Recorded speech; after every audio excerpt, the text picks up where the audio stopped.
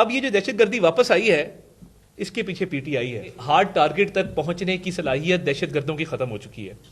تو وہ کوشش یہ کرتے ہیں کہ مضافات کے اندر دور دراز علاقوں کے اندر سافٹ ٹارگٹ تک پہنچا جائے. اور دیکھیے کچہری میں وکلا کو ٹارگٹ کیا, وہ بھی کیونکہ F8 میں تھا, ریڈ زون سے دور تھا.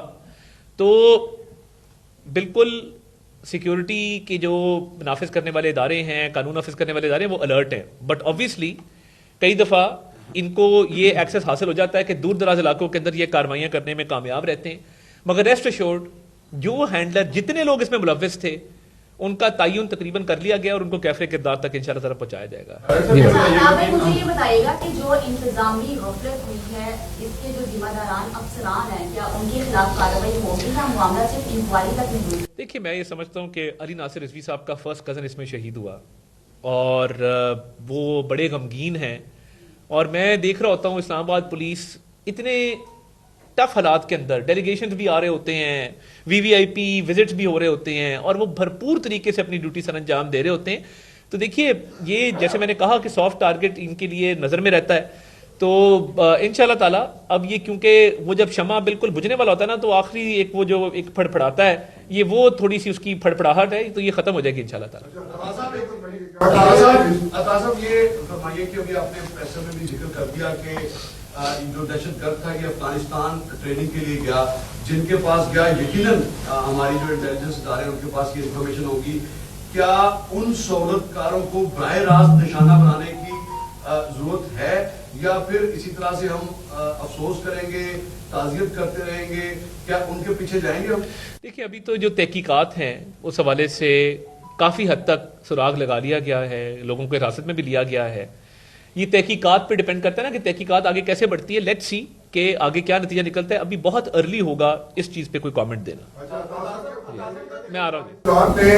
بہت عرصے بعد کسی ایک افسوسناک واقعے کی مذمت کی ہے, اس کو پاکستان گورنمنٹ کس طرح سے دیکھتی ہے اور کیا مذمت کافی ہے یا دہشت گردوں کے خلاف میں کارروائی کرنی ہوگی؟ دیکھیے اس پہ تو پاکستان کا سٹانس بڑا کلیئرٹی کے ساتھ متعدد بار آ چکا ہے. مذمت کافی کبھی بھی نہیں ہوتی. جہاں سے یہ سارا معاملہ اوریجنیٹ ہوتا ہے وہاں پہ ایکشن لیا جانا چاہیے, وہاں پہ کارروائیاں ہونی چاہیے. اور ہم پوری طرح اب ہماری سیکیورٹی فورسز الرٹ ہیں. اور دیکھیے اکثر اوقات ہماری سیکیورٹی فورسز کو بہت کامیابی بھی ملتی ہے IBOs کے اندر, اور یہ IBOs جو انٹیلیجنس بیسڈ آپریشن ہیں یہ جاری رہتے ہیں. تو میں سمجھتا ہوں کہ یہ بالکل ایک افسوسناک واقعہ ہوا, مگر انشور کیا جائے گا کہ ان کو کیفرے کردار تک پہنچا کے ایک ایسی اگزامپل سیٹ کی جائے کہ آئندہ کسی کو جرت نہ ہو ایسا واقعہ کرنا. یہ بتائیے کہ پاکستان نے افغانستان کے سامنے یہ جو دہشت گردانہ حملے پاکستان میں ہوتے ہیں بھرپور طریقے سے آواز اٹھائی ہے, لیکن اس کے بعد ایک افغان طالبان اور جو ہمارے علماء ہیں ان کی طرف سے فتویٰ بھی سامنے آیا کہ جو پاکستانی مسلمان ان کے اوپر حملہ کرنا خلاف شریعت ہے. تو اگر افغانستان کی طرف سے یہ فتوے آ رہے ہیں تو یہ کون لوگ ہیں؟ آیا افغانستان پھر کوئی کسی پراپسی کے ذریعے ان لوگوں کو استعمال کرے گا یا باہر کے جو انوالومنٹ کے کوئی شواہد کے اندر کام؟ دیکھیے اس کی شناخت تو ہو چکی, جو یہ دہشت گرد تھا جو جہنم واصل ہوا ہے اس کی شناخت تو ہو گئی ہے. تو اس شناخت کی بنیاد پہ مزید تحقیقات جو ہیں وہ اس وقت جاری ہیں. ان تحقیقات کا کیا نتیجہ نکلتا ہے اور اس میں کیا تانے بانے مزید سامنے آتے ہیں, بہتر ہوگا کہ اس کے بعد کامنٹ کیا جائے. اور میں سمجھتا ہوں کہ یہ ایسے حساس معاملات میں جب تک تحقیقات مکمل نہ ہو جائیں مزید تفصیلات دینا, میرے پاس تفصیلات بہت ساری ہیں مگر میں اس لیے اس وقت نہیں دینا چاہتا کیونکہ ایک حساس معاملہ ہے, کافی قریب تک پہنچے ہوئے ہیں. تو وہ وقت آنے پہ یہ تمام تفصیلات آپ کے سامنے آئے گی تو ساری چیز آپ کو سمجھ آ جائے گی. یہ پچھلے 3 مہینے سے ایسے جو بھی واقعات ہو رہے ہیں 2 گھنٹے کے بعد 3 گھنٹے کے بعد کہا جاتا ہے کہ ان کا تعلق فتنۃ الخوارج سے تھا, یہ افغانستان گیا, تربیت لی, واپس آیا. یہ ساری انفارمیشن 2-3 گھنٹے میں کلیکٹ کر لی جاتی ہے, لیکن اگر اتنی زیادہ انفارمیشن ہمارے پاس ہوتی ہے تو ایسی کوئی بھی کارروائی ہونے سے پہلے ہم اس کا روک لی. اللہ تعالیٰ آپ کو اپنے زمان میں رکھے. آپ یہاں سے باہر نکل کے خدا نہ خواستہ آپ کا ایکسیڈنٹ ہو جائے تو میں بتا دوں گا کہ جی اس کی گاڑی وہاں سے لگی, سامنے سے گاڑی آ رہی تھی, اس طرح لائٹ ٹوٹی, یہ چیزیں ہوئیں. اب میں جوچی تو نہیں ہوں, نہ حکومتوں کے پاس کوئی ایسا علم ہے غیب کا کہ جس کے ذریعے پہلے سے پتہ کروا لیا جائے, مگر سیکیورٹی ایجنسیز جو قربانیاں دے رہی ہیں, انٹیلیجنس بیسڈ آپریشن میں بھی ہمارے جوان بھی شہید ہوتے ہیں, افسر بھی شہید ہوتے ہیں. دیکھیں نا تحقیقات کی ہماری مہارت اتنی ہے کہ جب کوئی ایسا واقعہ ہو, بہت سارے ایسے واقعات ہیں جن کو پریونٹ بھی کیا گیا. IBO کیا ہوتا ہے؟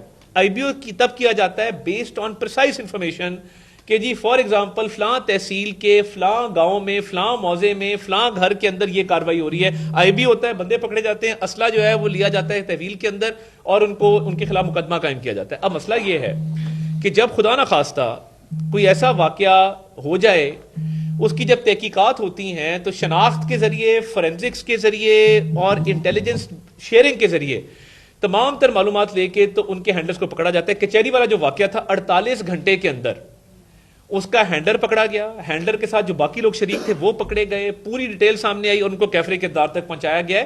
تو اس لیے میں کہہ رہا ہوں کہ اس میں بھی کافی پیش رفت ہو چکی ہے، کافی آگے تک پہنچ گئے ہیں، اور ہینڈلرز، سہولت کار، فیسیلیٹیٹر، ان کو نشان عبرت انشاءاللہ تعالی بنایا جائے گا۔ صاحب یہ بتائیے گا ون ورڈ میں، کیا یہ سیکورٹی ایجنسیز کا فیلئر ہے یا نہیں؟ نو، ناٹ ایٹ آل۔ وہ اس لیے نہیں ہے کہ ہمارے سیکیورٹی کے ادارے، ان کی مثال پوری دنیا میں دی جاتی ہے، اور میں، آپ شاید لوکل بیٹھ کے اس کو دیکھ رہے ہیں نا، میں تو انٹرنیشنل پرسپیکٹو میں چیزوں کو دیکھتا ہوں کہ دنیا کی جو مایا ناز انٹیلیجنس اور سیکیورٹی ایجنسیز ہے وہ کہتی ہیں کہ جس طرح جعفر ایکسپریس کا واقعہ ہوا، جس مہارت سے اتنی 100 جانیں بچا کر لوگوں کو بازیاب کروایا گیا منیمل ڈیمیج کے ساتھ، یہ ہماری ہی سیکیورٹی فورسز کر سکتی تھیں۔ اور بات یہ ہے کہ جب ہمارے سے 5 گنا بڑا دشمن مئی میں آپ کے سامنے آیا تھا نا، یہ لاہور میں ڈرون پھر رہے تھے، تو جب اس کو منہ توڑ جواب دیا گیا 2 گھنٹے کے اندر گھٹنوں کے بل آ کے اس نے کہا جی میری صلح کروائیں، میں معافی چاہتا ہوں۔ تو گوریلا وارفیئر کی ہسٹری ہے، میں ہسٹری کا بھی اسٹوڈنٹ رہا ہوں، ہم ہسٹری نہیں پڑھتے۔ جب گوریلا وارفیئر ہوتی ہے تو گوریلا وارفیئر تھوڑی ٹریڈیشنل وارفیئر سے، کنونشنل وارفیئر سے مختلف ہوتی ہے۔ گوریلا وارفیئر کے اندر یا پراکسی وارفیئر کے اندر دشمن کھل کے سامنے نہیں آتا، دشمن چھپ کے آتا ہے۔ اب جو چھپا ہوا دشمن ہے، جو چھپ کے وار کر رہا ہے، پہلے تو اس کی بہادری پہ داد دینا کہ وہ کتنا بہادر ہے کہ وہ چھپا کے آ رہا ہے، وہ ڈر کے آ رہا ہے، وہ خوف کے سائے میں آ رہا ہے۔ اب دیکھیے جہاں پہ سیف سٹی جیسے سسٹم ڈیولپ کیے گئے ہیں، سی ٹی ڈی جیسی فورسز کھڑی کی گئی ہیں، فورینزک لیب جیسے سسٹم بنائے گئے ہیں، ہمارے پاس اور سیکیورٹی ایجنسیز کے پاس پورا اپریٹس موجود ہے، وہاں پہ مضافات میں واقع ہونا افسوسناک ہے، بالکل ہے، مگر یہ سیکیورٹی فیلئر ہے؟ نہیں ہے۔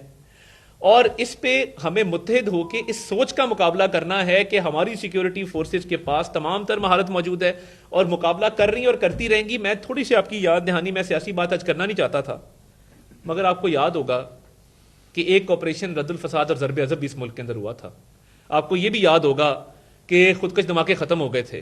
آپ کو یہ بھی یاد ہوگا کہ کراچی کا امن بھی بحال ہو گیا تھا۔ پھر ایک حکومت آئی، میں کسی آج سیاسی بات کرنے کے ارادے سے نہیں آیا تھا، میں ایک ایسے ادارے میں موجود ہوں جہاں مجھے زیب نہیں دیتا، مگر اب آپ نے اس بات کو چھیڑا ہے تو میں صرف آپ کی تھوڑی سی یاد دہانی کراتا چلوں کہ کسی نے یہ کہا تھا کہ یہ پرامن لوگ ہیں، ہمارے بھائی ہیں، ان سے ہمیں بات چیت کرنی چاہیے، اور ان کو سیٹلڈ ایریاز میں لا کے بسایا گیا تھا۔